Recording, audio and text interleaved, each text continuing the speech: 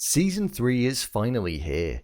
Following on from AFC Richmond being promoted back up to the Premier League and Nate moving over to be head coach and manager at West Ham, we saw Ted being the manager of a team that was predicted relegation and to finish rock bottom of the league. However, that wasn't all that this opener to the final season had to offer, with subtle hints about what we could potentially see unfolding throughout the remainder of the episodes being drip-fed throughout this installment, and a focus on purpose and the place that one has in the world. Ted's decision-making is something that seems to have gone into questioning, especially with being so far away from his son.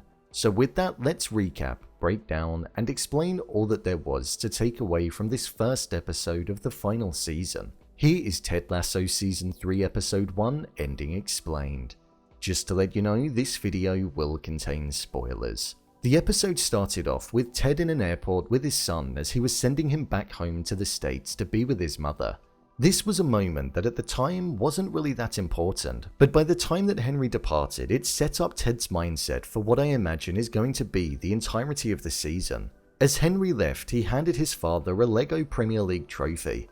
This here symbolized the decision that Ted made, and also represented the two things that are the most important to him in the world, his son and his team, even though he may never win the Premier League. And at that moment in his life, Ted was choosing to be with his team over his son, something which we saw he was questioning all throughout the first episode, but it came to more of a focus when he was walking off with Coach Beard and also when he was on the phone to Henry right at the end. Ted explained how he didn't want to be away from him and that he hoped that he understood, which he said that he did. However, Ted found out that Henry was given a toy by somebody called Jake, who was described as Michelle's friend. You could sense in this moment that Ted was uncomfortable with that, and with him already starting to fear that he was being an absent father, with another person being present within the picture, it may make him feel as though he's being more absent and will start to grow further away from his son.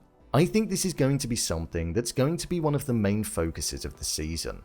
This is the last season of the show, and to say that a team will go from being newly promoted to winning the Premier League is more than a stretch, but this is television and stranger things have happened. However, with Ted saying that he himself doesn't predict that they'll win, but Henry saying that you've got to at least try, I believe that's going to be the thing that keeps him going when he starts to doubt what he's doing.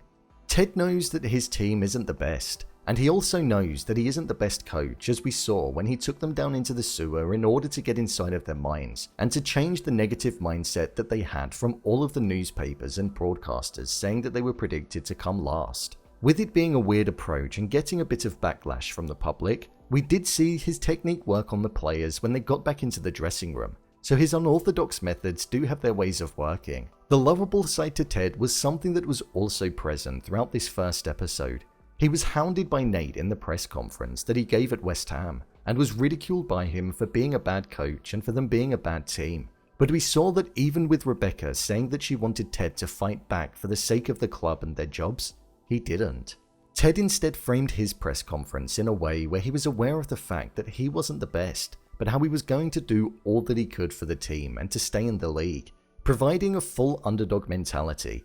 Something that people root for, which ultimately made Nate look like a bad guy, something which I think is going to develop more.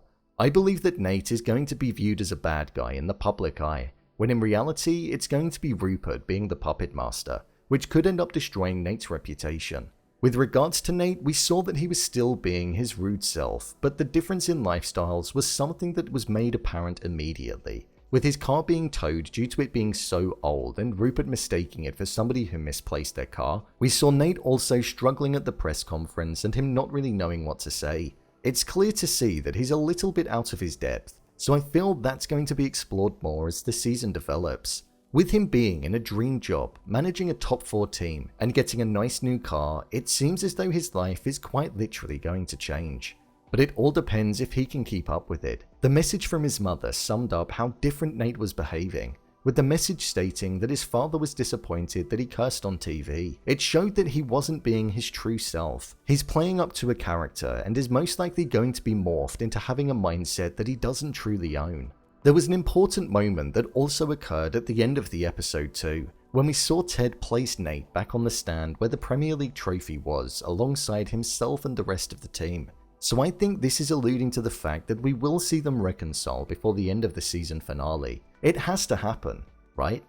Then that left us with Roy and Keeley. We saw that they made the decision to break up for the reason that the both of them were just too busy in their current jobs. Keeley opened up her own PR business and Roy took on a coaching job as the tactician at AFC Richmond. Two jobs that require a lot of time from them, which meant that they couldn't give enough time to the relationship that they were in. However, once they told Phoebe, it seemed as though they started to second guess why they were breaking up, and it became apparent that they still cared deeply for each other and maybe weren't breaking up for the right reasons. I personally feel as though we're going to see them get back together. Keeley, whilst she loves her new job, said how she was completely overwhelmed with her schedule and was crying, so I think she's going to start to fall out with the company that she's always dreamed of setting up.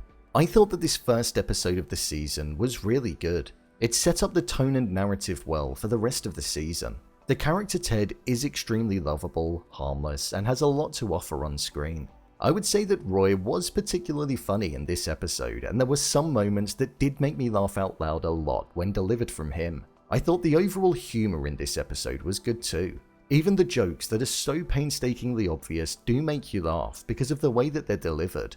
I do wonder if a Nate redemption arc is going to be on the cards in this season, as I imagine he's going to be lost in the world that he finds himself in. Ted's mindset is going to be a particularly interesting one. Juggling the love that he has for his son and the yearning to be in his life, along with wanting to coach a team and be successful. With this being the last season of the show, I think we know what decision he's going to make. I believe the team will perform better than expected in the Premier League, and with that, Ted will be deemed a success, which will then allow him to fly back to the States to be with his son with the feeling of accomplishment, and like he had achieved all that he wanted to. The Premier League isn't the goal for him, it's to prove everybody wrong. And I feel he will. I'm looking forward to seeing what's going to happen next and how it's going to develop in the next episode. A turbulent season is something that I think is on the cards for AFC Richmond, but I feel they will ultimately end up coming out okay. But Nate, I think he could be a manager that ends up getting the sack and wanting his old job back. I guess time will tell. So, there you have it. Ted Lasso Season 3 Episode 1 Ending Explained. If you want to see more videos such as Endings Explained, theories and predictions and character breakdowns, then click on the I button, or alternatively you can head over to my channel where you'll find them all. If you'd like to give me a show or movie that you'd like me to review, then head over to my Twitter, @BrainPilot_, and tweet me what show or movie you'd like me to review next. And finally, if you'd like to see what I rate the latest movies that don't quite make the cut to getting a dedicated video, then head over to my Letterboxd profile. It's where I rate the latest releases in real time. What did you think of this episode? Leave a comment down below, and don't forget to subscribe. I'll see you next time.